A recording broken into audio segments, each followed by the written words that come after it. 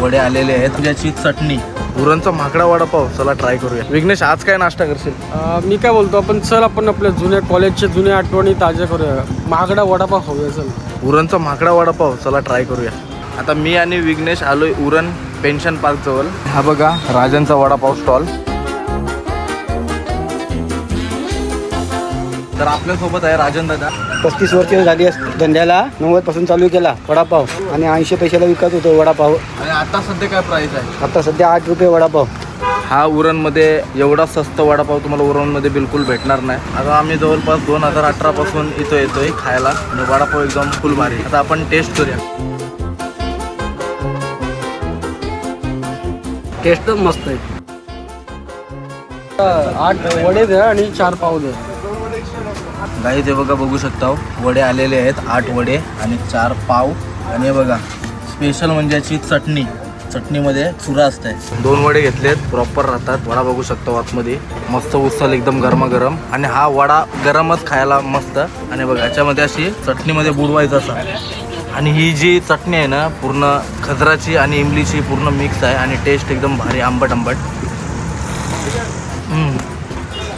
एक नंबर. वर्षानुवर्ष मी येतो इथं आणि हा वडापाव खातोय. आणि टेस्ट पण भारी आहे आणि कशाला परवडणारा सुद्धा आहे.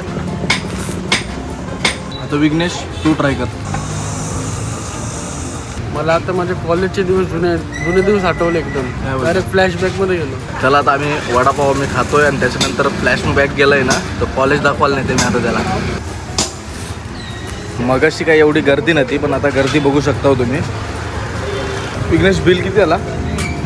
फक्त आणि फक्त 70 रुपये. 70 रुपयांमध्ये आम्ही 9 वडे 9 वडे आणि 5 पाव. 5 पाव खाल्ले आम्ही. आणि 2 पाण्याच्या 2 बॉटल. पाण्याची बॉटल. बघू शकता किती एक्सपेन्सिव्ह आहे तो. आणि नक्की ट्राय करायला या तुम्ही.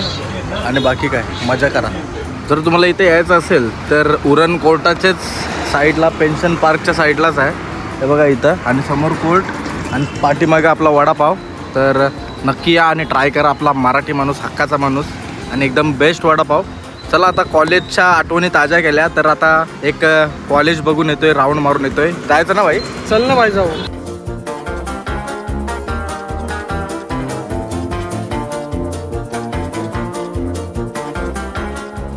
कॉलेज बघून काय वाटलं तुला आता? जुने दिवस आठवले रे. काय ते दिवस होते. लय भारी दिवस आहे ते. विघ्नेशची व्हिडिओ भेटली तर नक्की टाकेन मी, कारण ती एकच मेमरी आहे. आणि आमच्या कॉलेजचे फोटो बाकी थोडेफार आहेत, ते तुम्हाला दाखवू. ब्लॉग आवडला असेल तर नक्की लाईक करा आणि शेअर करा, सबस्क्राईब करा. धन्यवाद.